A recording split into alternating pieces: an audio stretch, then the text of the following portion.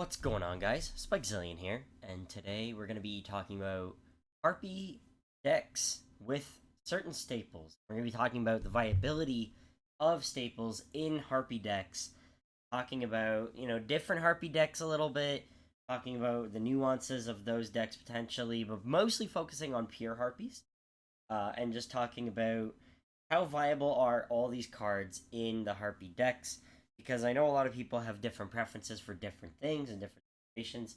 And so today, this will hopefully be able to alleviate some of the issues that a lot of people might be having when they're playing Harpies in Master Duel, for example, where we have such a massive card pool. So, if you like this video, don't forget to like, comment, subscribe. And with that being said, let's start with the first card. So the first card we have is actually Dark Ruler No More, which is actually still very heavily played. The thing about this format, though, that's coming up, which is Photon Hypernova, is that Dark Ruler No More is going to be a little bit less useful until Konami decides to hit the ban list with some tier hits and stuff like that. The main reason is that you have so many ways to like move monsters around with Sprite Elf and all the tiers, or they can just shuffle all these monsters in the deck, rebring them back.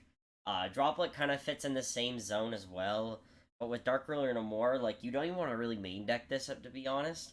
I don't want to like put this in the side deck, and even then, it's only really for like the matchups that are not tier, pretty much.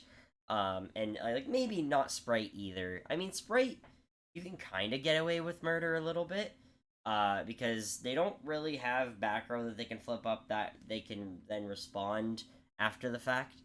Unless they like flip up, like I don't even know, is Sprite Starter even a quick? Let's see. I think it is. Is it a quick? I guess it is. Yeah, so I guess they could do one of these. Like probably not Sprite Smashers. Probably be something more along the lines of like Sprite Starter or Gamma Burst or something. And they would do that in order to be able to respond with Elf, right? So they can get Elf to summon something. But then on resolution, then that card that gets summoned will also not be able to be under DRNM. So it's kind of a weird situation. In general, though, I would say that Dark Ruler No More is really good this format, but definitely not as a main deck card. It is definitely a side deck card. But tier kind of makes it bad. So you kind of have to think about different situations. Um, and so yeah, this one's a weird one, but that's why it took so long to talk about. Foolish Burial is kind of an interesting one. It's good in the Tri Brigade deck list because then you can send Kit, then Kit effect send Nerval, then Nerval effect add Karas, right? You have that, and then you could send Harpy Harpist with this. You can send stuff like Zephyros the Elite with this, so that you'd be able to bounce Zephyros or bounce a monster back to your hand and special summon Zephyros, and then you could use Divine Wind to Mist Valley with that. But Mist Valley's at 1 at the moment, so it's kind of a weird situation. I think it's at 2 in Master Duel, pretty nice. So, Foolish Burial does have its use. I think even in the Dragoonity build, you could do stuff with that. But yeah, like Foolish Burial is kind of a weird one, and it's not particularly useful for Harpies. You don't have enough graveyard effects to make it worthwhile, so not really one I would shoot up to the top of the list. Foolish Burial Goods is not very good either.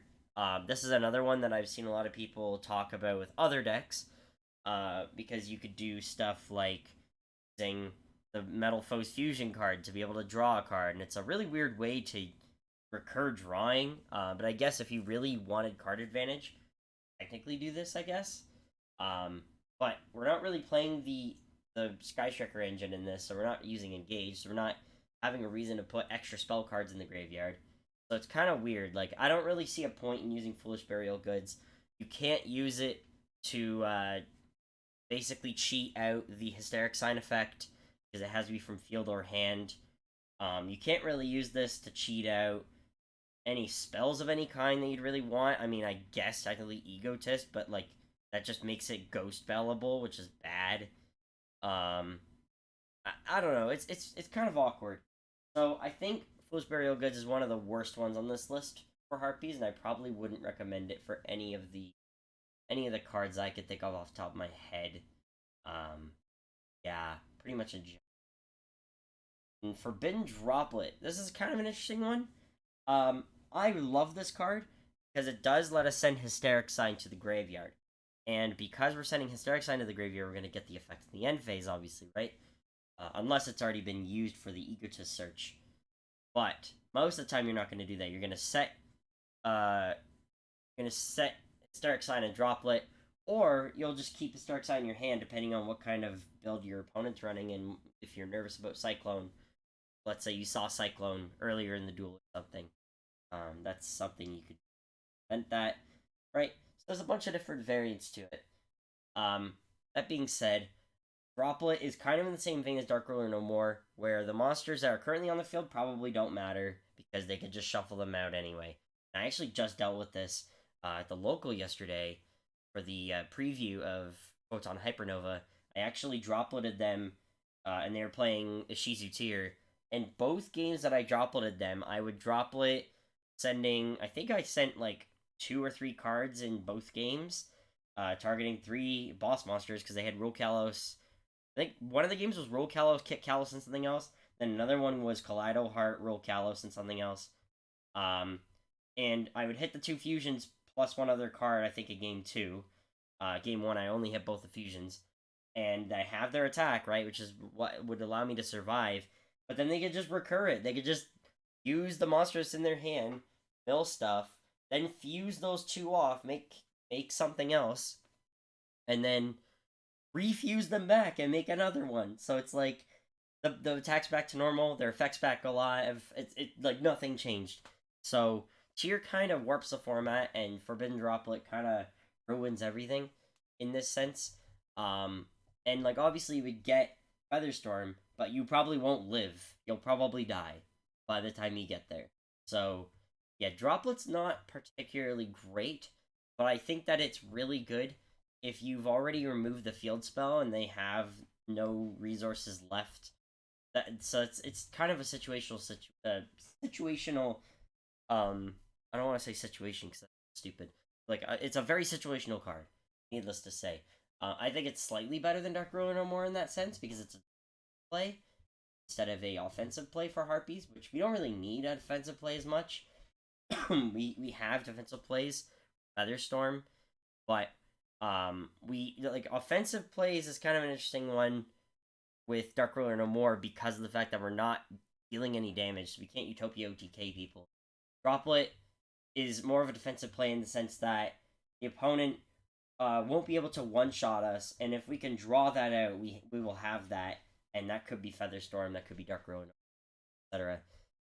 To be able to break their board, and usually be Featherstorm. That would be nice. Then we can, or somehow get out of the situation as soon as humanly possible. Yeah, Droplet's a weird one. Obviously Feather Duster is good. Do I have to talk about this? I mean, Featherstorm, and then if your opponent pops Featherstorm for some reason, or if you set a second Featherstorm or something, you can search Feather Duster.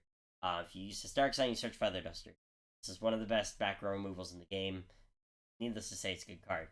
Lightning Storm, very good board breaker. Kind of a similar situation to Feather Duster, where it's really, really nice. The only thing is it's not really searchable other than with a card that we're going to talk about later. So it's kind of a mixed bag. I don't think it's great this current format. I think it's better to just have Feather Duster and call it a day. And if you really need to go a little bit further, you could do Twin Twister so that you have a reason to discard Hysteric Sign again.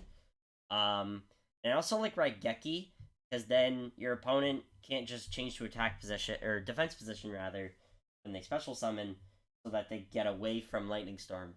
So I think people have smartened up to Lightning Storm to some extent, and I feel like it's less viable these days. I actually think Raigeki is slightly better, but it's hard to say.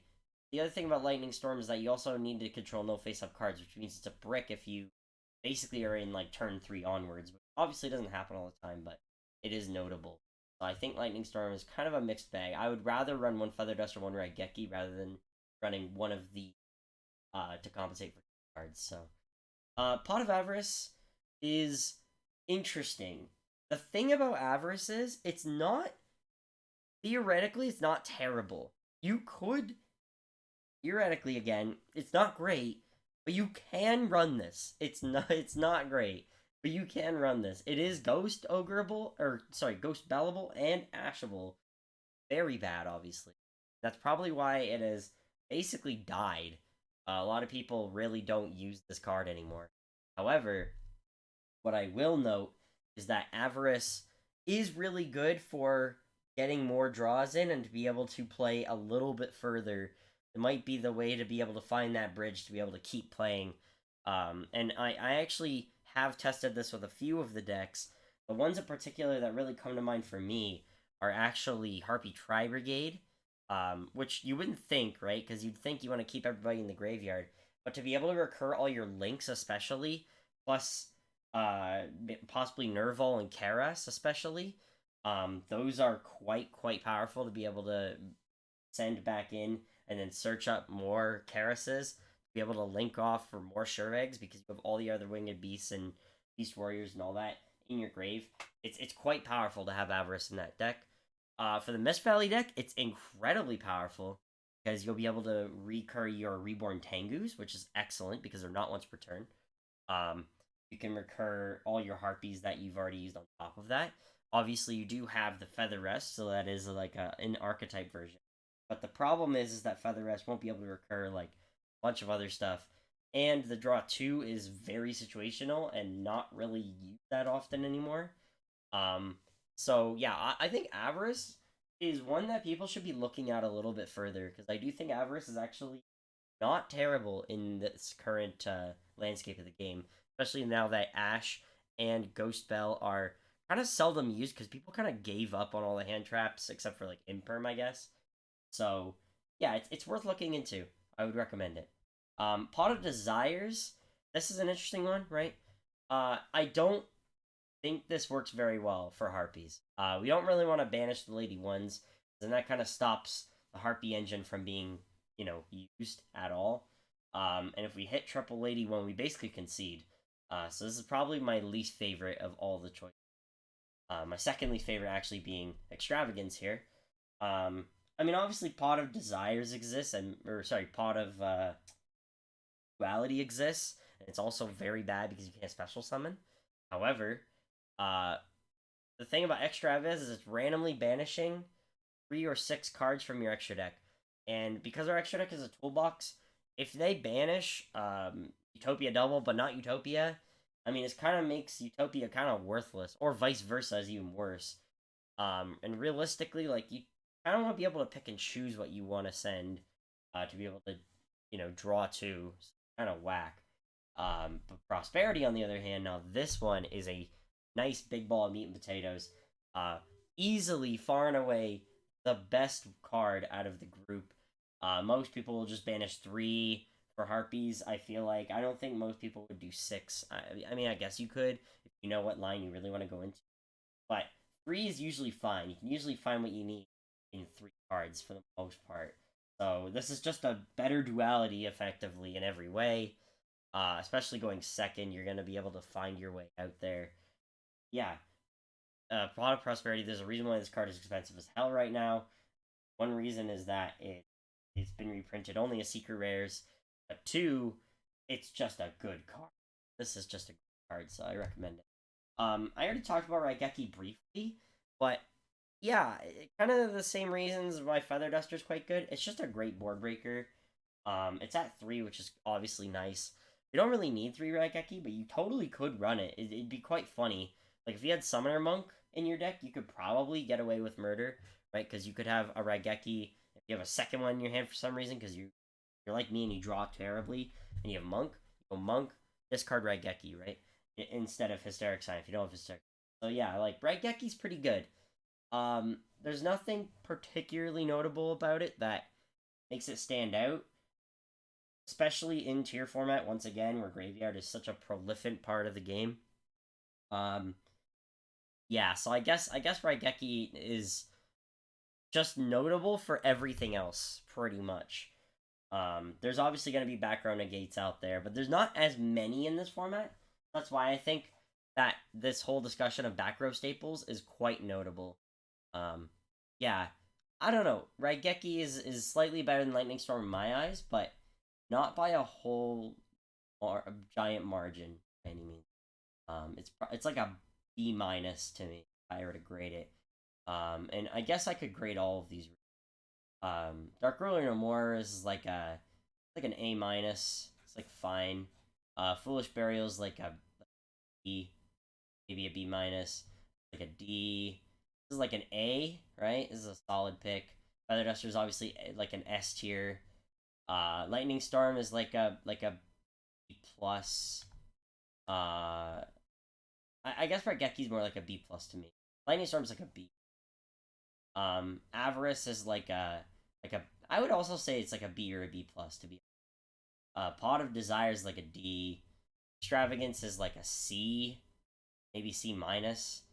Prospy's like A plus, maybe S, right? Um, yeah. So now we're here. Small World. Small World. If I were to give it a rating, I mean, I'd probably give it like I think people are kind of sleeping on it a little bit, especially in Pure. I think it's quite good. Because you can just throw in a Godarla and call it a day, and then you can.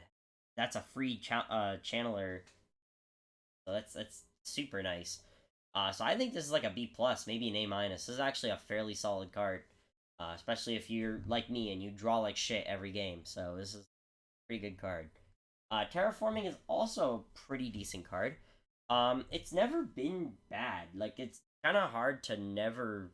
It's kind of impossible to ever unlimit this card because it's just always gonna be good. It's a great search card. It's very simple, very vague. Any effects that are like one sentence long like this, they're always gonna be really good cards. So I would say this is like a B plus, A minus, right? This is a pretty good card. Nothing really wrong with it. I guess the only thing that's wrong with it is that our field spell kind of sucks, and you kind of have to revolve around other field spells to make it like relevant or worthwhile. For the most part, like Hunting Ground isn't terrible, but it's kind of poopy, right? Like there's much better field spells out there in the game. Yeah, I don't know. If you're running like Dragon Ravine, then yeah, like Terraforming's pretty good. Divine Wind of Mist Valley, yeah, Terraforming's really good, right? So kind of a weird one. I kind of want to talk about talent first because tasking comes later, right? So the thing about talent is, um, it's really good, but it's not gonna like give you your normal summon back. So it's a really tough situation. Um, it really depends on if you're going second or first. I think going second, this card is a lot better because you're getting a higher chance of monster effects coming at you, which is usually a detriment because you can just unless you like Featherstorm. But um, I actually don't know the ruling towards that either because I think the effect has to resolve in order for me to be able to use the triple tack card. Um, Featherstorm will not allow you to resolve an activation. Like it won't allow you to activate the effect. So I don't think talent would work on res. So it's kind of a weird situation where you might have to let your opponent do one effect. That one effect might be enough to kill you, especially in pure where we're kind of relying on normal summon to start the combo. Um, quite a challenging card to use. However, being able to take control of one of your opponent's monsters might be really good, and drawing two might also be incredible, depending on the variant you're running, especially Tri Brigade, where they would love to draw more. They always draw more if they can, but they just love drawing more as soon as humanly possible. So yeah, triple tack is pretty good, but it's can't be much higher than like a B plus. I think it may be a B. It's kind of a tough one. Like pure Harpies is probably like a B minus, but in like the archetype the dual archetype decks, like even Harpy Shaddoll's for instance, I could see this being a B plus. It's actually fairly good. So yeah, triple tack tasking on the other hand, this one in Harpies is actually disgusting. And the reason being because of all the different cards that you can abuse get out of this. So you can grab Featherstorm with this. You could do the dumbest thing ever and pick Egotist, but why? Right? You could do Revolt, Tri Brigade Revolt with this, right? If I'm not mistaken, you can. I think it's a normal trap, right? Tri Brigade. Oh, Revolt.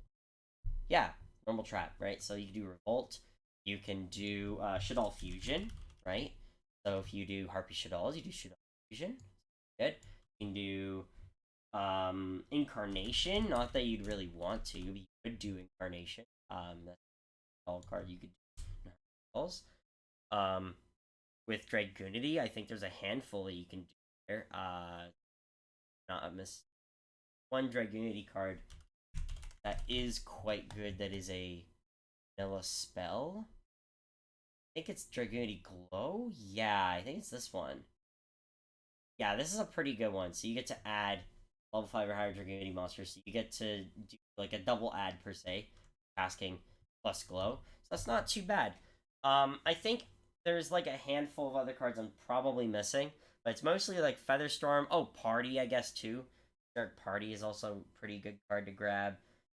Really are like in a bind and you're pretty deep in the game, and like your opponent and you are both kind of like breaking pretty hard. Party could come in clutch. Again, like Party's kind of not used as much anymore, but you could play it at 1 and then play this, I guess. So that's something. But then, like, yeah, with the dual archetype decks, you get a lot more out of this, I find. And so with that, I think that tasking is like an A minus, maybe an A. This might be really good in those decks. And they also just grab triple tack, obviously, quite good. They grab Ulti Slayer, which is awesome.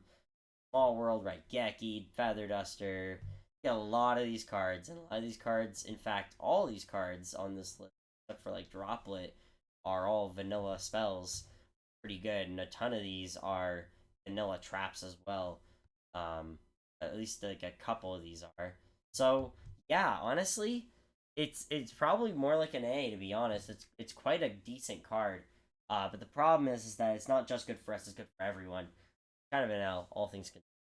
Anyway, Ultimate Slayer is our final spell, and to be honest, this is probably one of my favorite ones.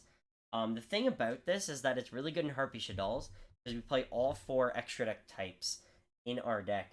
So no matter what archetype we're facing, as long as we're facing an extra deck type, so like not Eldritch, not Draco, etc., like Flunder, we can totally abuse the living crap out of this card, especially in its fusion, like Tier. Great, because Tier is everywhere right now. We can abuse the hell out of this by being able to add Shaddoll Fusion and discard a card by using App Cologne as our send. Obviously, you can send Entis as well, but I've kind of got rid of Entis. Not that it's like a bad card, but I've kind of lost interest in Entis. In favor of App Cologne. I think App Cologne, just being able to advance our game state is slightly better than trying to nerf the opponent's game state. Because our deck is pretty mid to begin with, it's kind of just easy to make our game state. So yeah, Ulti Slayer is amazing. I think this is like an A+. This is a fantastic card. I think a lot of people should be running this. Even in Pure Harpies, I think this is still pretty good. We play 3 out of 4, as you can see down here. I have like kind of a Pure Harpy line. It's like kind of throwing in a couple things here and there, but yeah, it's quite good. Ulti Slayer is quite good.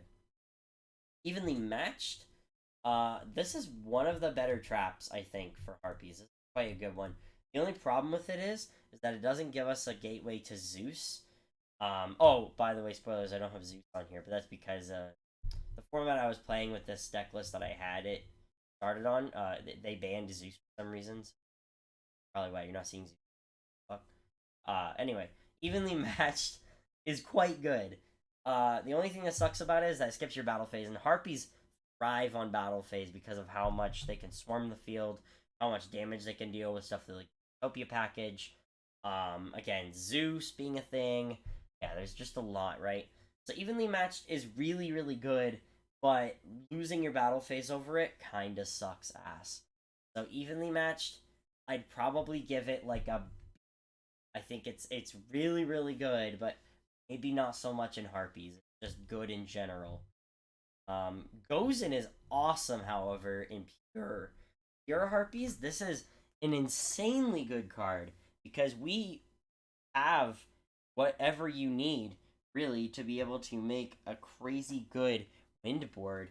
I mean, you could just go Apo. You don't really have to go into IP or anything, but like you probably will, right? Because you go IP and then wait for the opponent's board breaker, go IP, and then make like a 2 mat Apo, I guess, or 3 mat Apo, whatever you want to do. Or you could just go Conductor and then link off into Apo Pass, right?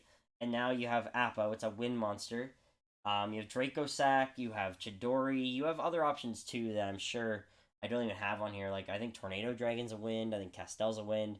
You have a handful of different wind monsters that you can use and abuse under Gozen. So Gozen's a great card, and especially in this format where people are varying around with water and dark and light.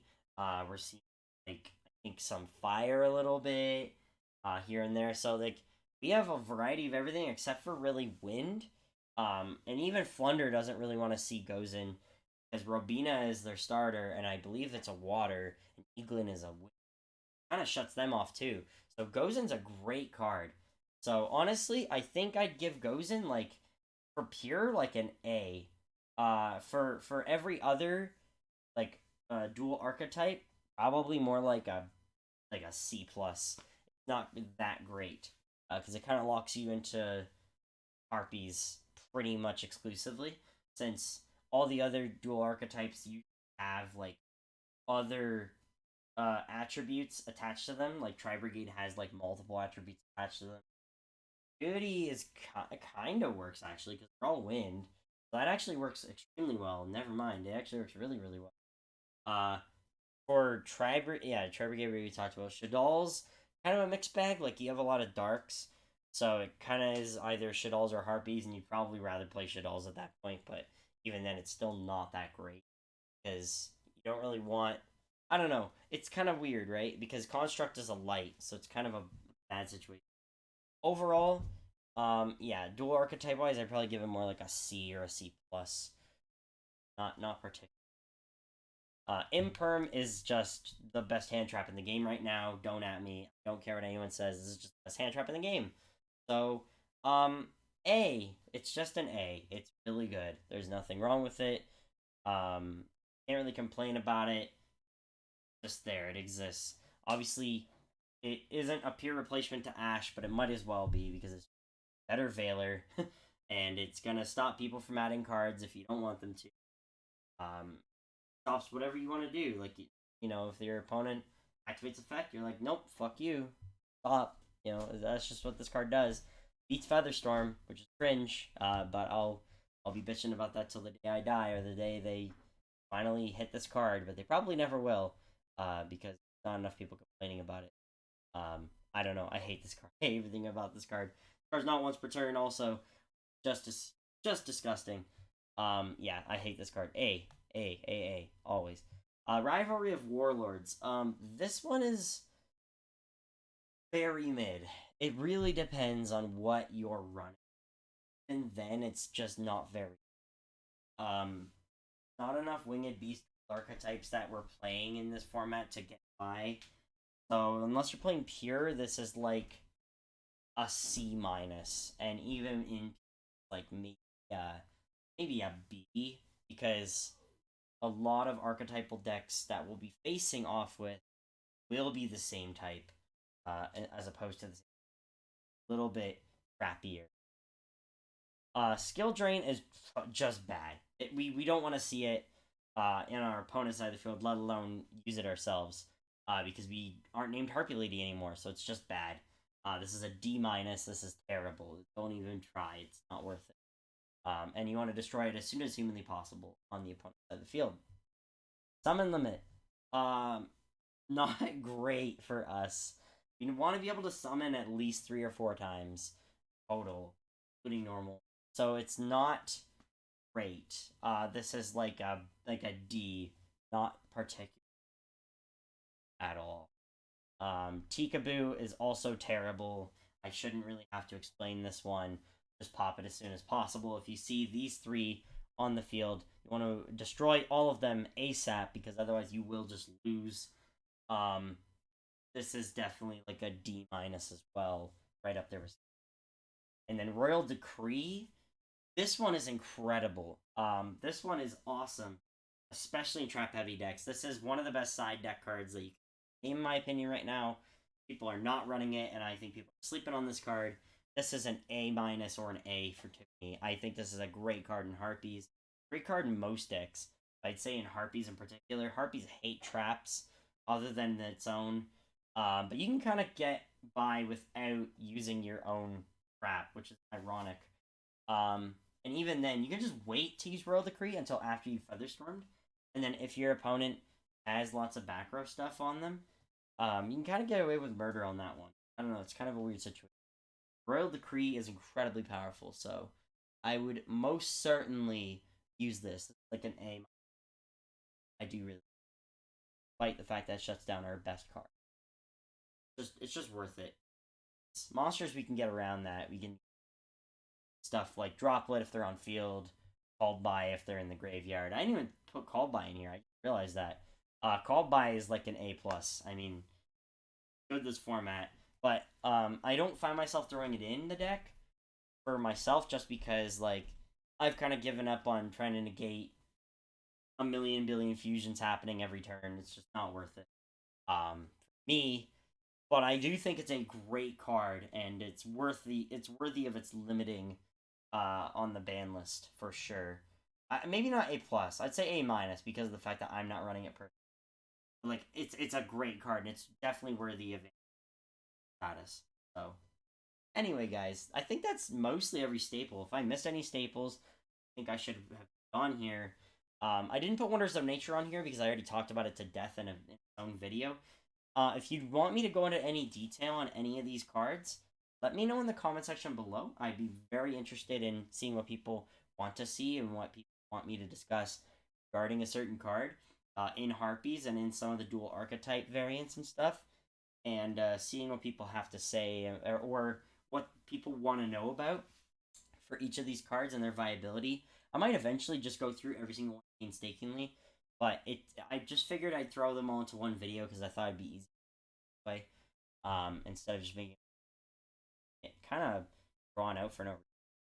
Yeah, let me know in the comments if you're interested in me going into detail on any of these cards specifically. But yeah, thank you very much for watching. I will see you guys next time.